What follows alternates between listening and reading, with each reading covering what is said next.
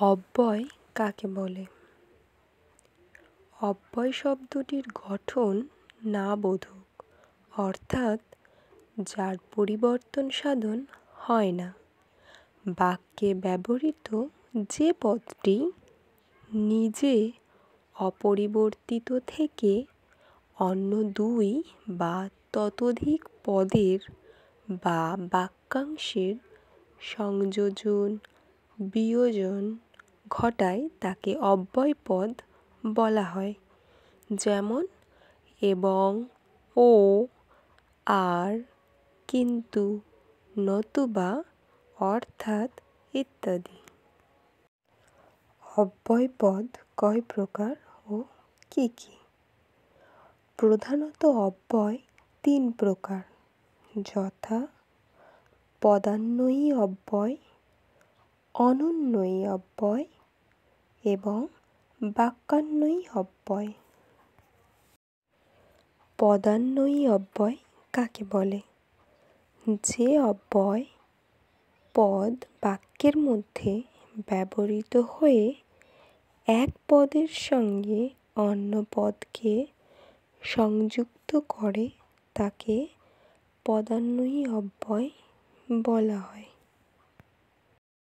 যেমন কর্ম ব্যতীত সুখ লাভ সম্ভব নয়।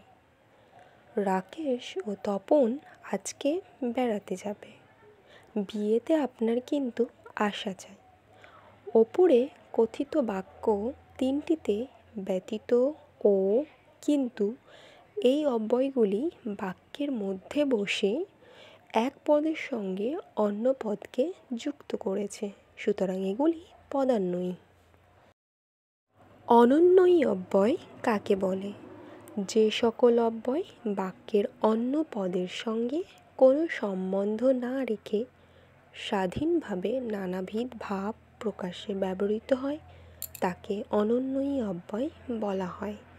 যেমন বাহ কি সুন্দর দৃশ্য, হায় আমার কপালে কি এই ছিল, মা আমাকে আশীর্বাদ করো। এখানে বা, হায়, মা এই তিনটি পদ বাক্যের বাইরে বসে প্রশংসা, খেদ, সম্বোধন ইত্যাদি বুঝিয়েছে। এই পদগুলির দ্বারা মনের বিশেষ ভাব প্রকাশ পেয়েছে, কিন্তু সবকটি ক্ষেত্রেই মূল বাক্যের সঙ্গে এদের কোনো সম্বন্ধ নেই।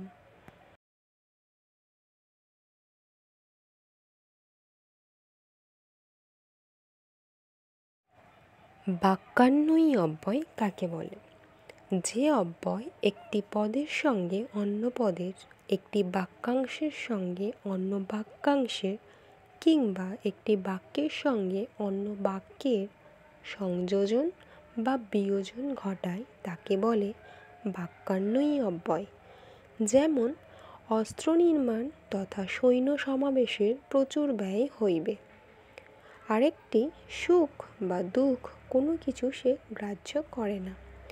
উপরিউক্ত উদাহরণগুলিতে তথা এবং বা অব্যয় পদটি বাক্যের সংযোজন বা বিয়োজনের কাজ করেছে।